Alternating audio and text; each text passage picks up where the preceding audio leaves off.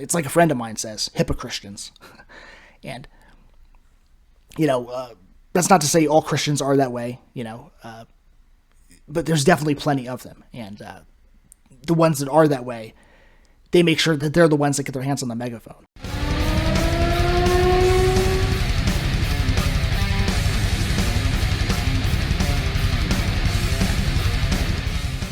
So when's the last time I reacted to Sodom? The only correct answer is I don't know, because that's how long it's been. So I'm still discovering the greatness that is this band. Someone told me that because I like the more black metal-esque songs by them, because I've reacted to them several times before, though I know this is a thrash band, they told me that because of that, I should check out the song Masquerade in Blood. So that's what I'll be doing today. Before I jump in, if you're new here, then smash that subscribe button, or, just gently tap it like a normal human being. That's fine too. Give this video a like, follow my Patreon linked in the description below, and follow me on social media. Just click the Linktree link, also in the description. Alright, gonna keep the intro short and sweet. Let's get to it. Sodom, Masquerade in Blood, let's go.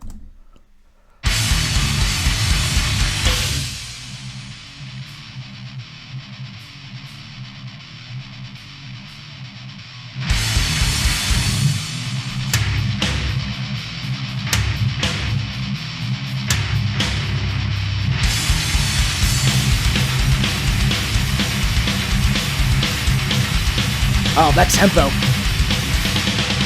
Fast-paced and brutal.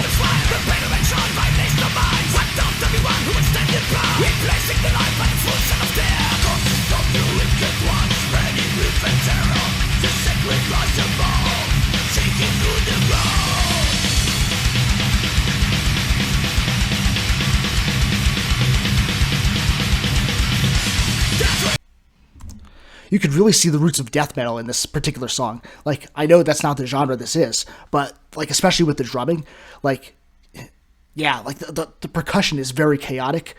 Actually, it's not technically chaotic, like, in the technical sense. It's musically correct, but you know what I mean. Like, it sounds crazy. It's awesome. I'm really liking the fast pace to this. Like, this is almost like, is there a faster speed than headbanging? Because you really need it for this one. This is like a make your neck sore kind of song in the best possible way. Let's get back to it.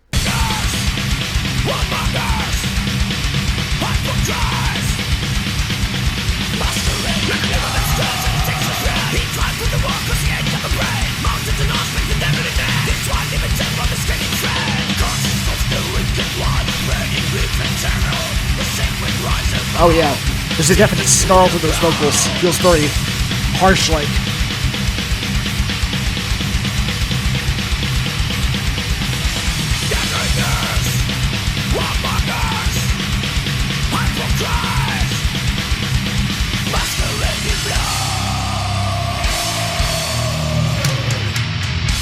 I can't believe this came out in 95, according to Metal Archives. Like, that's crazy.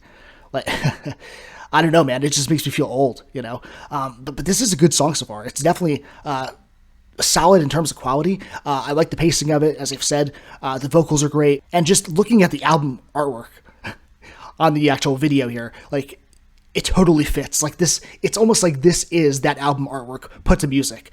The fire in the background, the guy with the gas mask strangling the two guys, whatever is looming in the background there, like, I guess a bunch of tanks or like choppers, I don't know, like something metallic is looming in the background.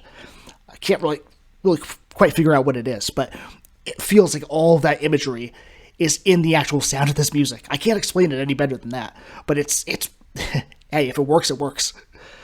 Let's continue.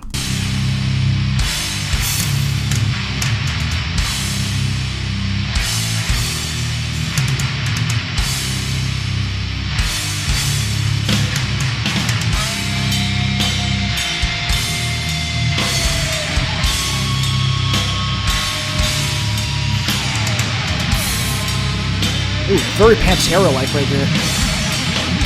Makes me think of the Great Southern Trendkill.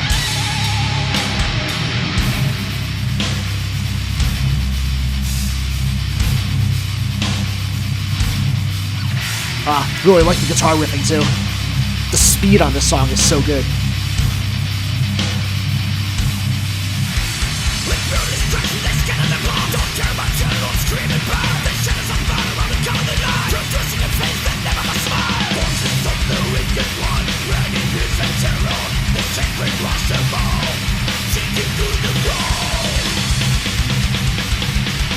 You know, despite the breakneck speed and like the really, really harsh, abrasive nature of this song, it also has like its own kind of groove to it as well. Like, that's a combination that you don't hear very often, at least not in modern metal. So the fact that they pulled that off, that they managed to make it sound cacophonous and really groove-oriented simultaneously, which sounds like it should be a contradiction, but it's working. It's really working. So far, anyway.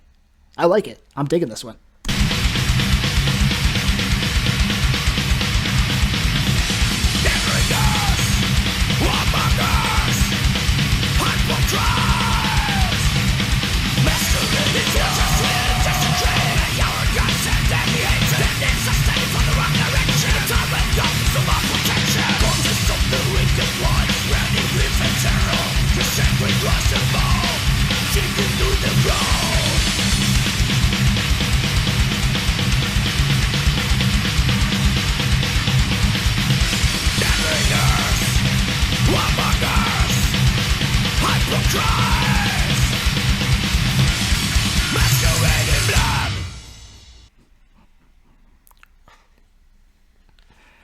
Now that's how you do a song. You know, for those who don't know, for those who are new here, I'm not really a thrash guy, you know? I'm not big on thrash metal at all. And I get that I haven't explored a lot of bands. Maybe that's why, and maybe I should go on a thrash journey on this channel. Really sink my teeth into some like classic thrash albums and bands and artists. Let me know in the comments if that's something you would like to see in the near future on this channel. It's definitely possible, but in general, from what I've heard so far, I'm not really a huge thrash fan. And I feel like if this is pure thrash metal, which I think it's mostly thrash metal, but with a few other influences, and I'll elaborate on that more in a minute. But if this is like by and large thrash metal, this is how I want thrash metal done. With like a little bit of like snarl and like a little injection of harshness into the vocals, with a little bit of, with a little bit of influence from other genres, I think. Like a little bit of crossover appeal, I think is what I'm looking for. So, I mean, you had like the blast beats, which feels like it's paying homage to death metal. You have the harsh vocals, which feel like they're converging on black metal territory. Then you've got that groove in the mix, which again, I don't really know quite how to define how and why it works with the otherwise crazy, hectic nature of the music of this particular song, but it does. So they brought that in there as well. So you have these other little influences bleeding in, and I think that makes it better.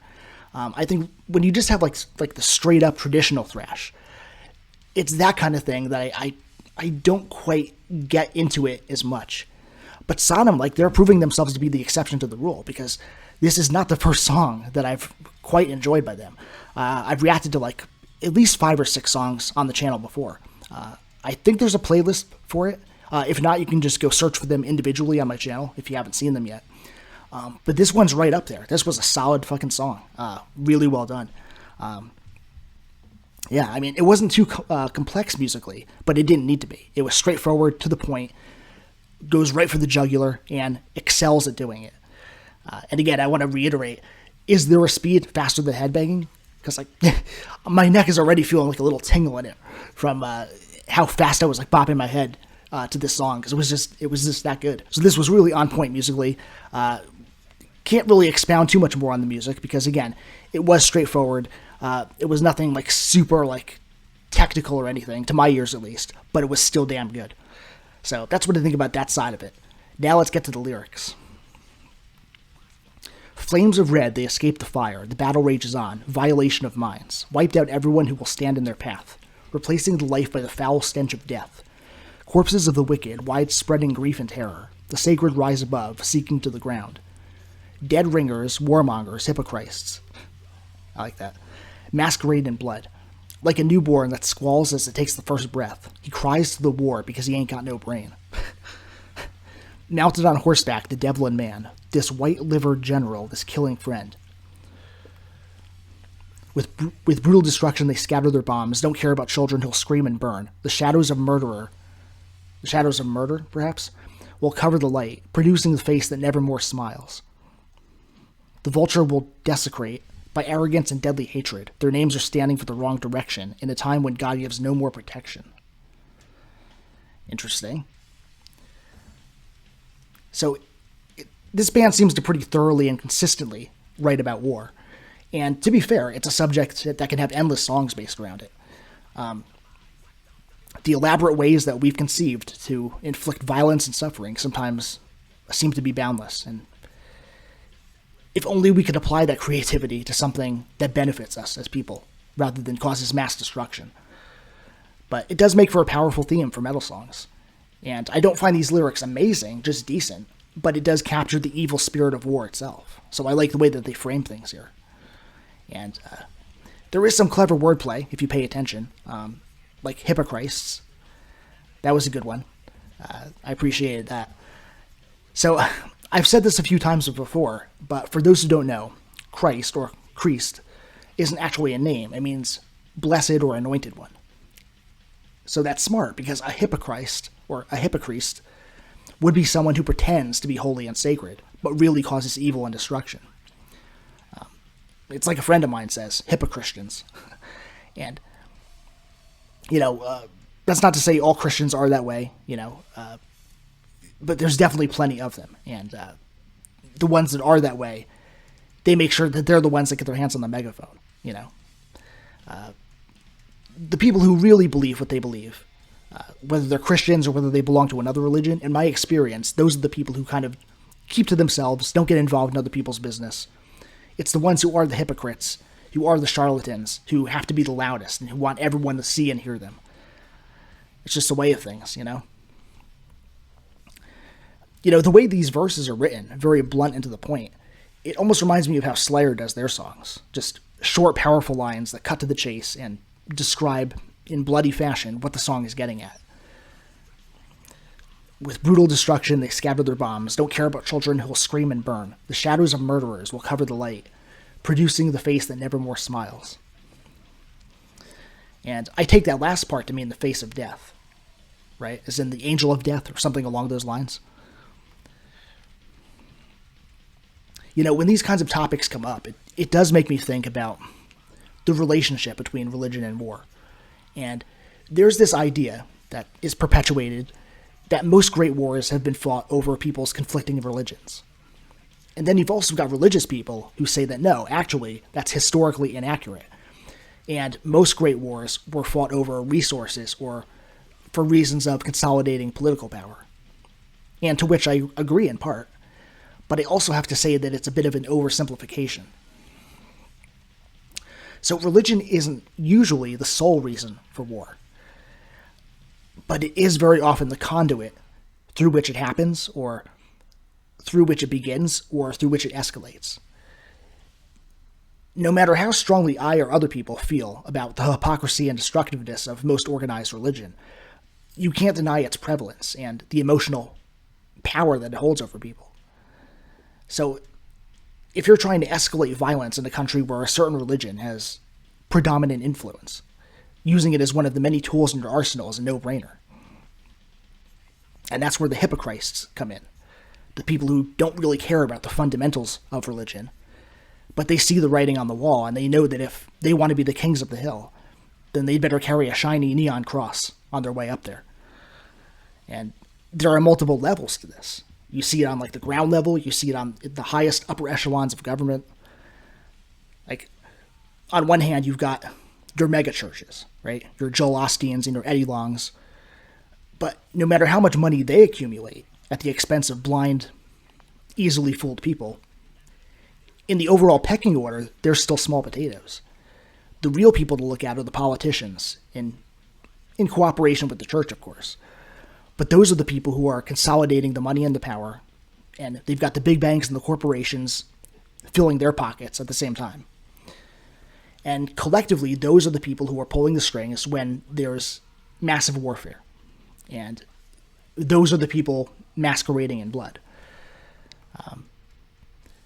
People like to say that where there's smoke, there's fire. Well, where there's fire and bombing and mass death, there's an American politician or a Saudi prince or an oil executive lining their pockets. And that's what I relate personally to this verse here, which says, "By arrogance and deadly hatred, their names are standing for the wrong direction, in a time when God gives no more protection." And you can take that last part literally, or you can interpret God as meaning the church. The church doesn't care, as long as the coffers are filled. So again, decent lyrically. War definitely is a subject worth talking about in various contexts. But I also wouldn't say that there's a ton to break down here either. Do I wish the writing was a bit more elaborate and said something a little bit more? In a way, yeah, but in another way, I'm also fine with the straightforward nature of the writing. It's nothing that's radically memorable or mind-blowing, but it's serviceable. And of course, it is the opening track. The song is named after the album title, and I'm looking again at the album art here on Metal Archives, and yeah, it's a soldier in a gas mask, and he's strangling what looks like two executives or politicians. So I think that I was right on point with what they were going for here, lyrically. Probably I'll use that as the thumbnail artwork. That's a pretty good album cover. So, not bad lyrically. It was fine. Again, simple and straightforward, but sometimes that's all you need. I would call it decent. And musically, it was more than decent. It was really pretty damn good. I enjoyed it.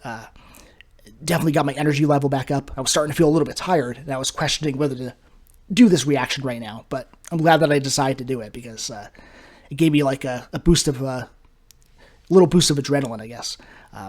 So it was good, and I definitely want to hear more Sodom in the future. So leave your requests in the comments down below, or you have the Patreon option. Hop on tier 4 if you want to make a request, and make sure that it absolutely happens as soon as possible. That's how you do it. But yeah, this was a good one, and nothing bad about it musically. And that's pretty much always been the case for Sodom, but some songs I like better than others, and I think this one I would put in the better category, at least musically. So that is it. That's all I've got for you on this one. I'm going to keep it short and sweet. Again, there wasn't too much to break down, but I did my best. So I hope you guys are doing well. Again, if you're new here, definitely subscribe, become part of the Nuclear family. It's definitely worth your time. And there's much more content on the way. I will catch you all on the next one.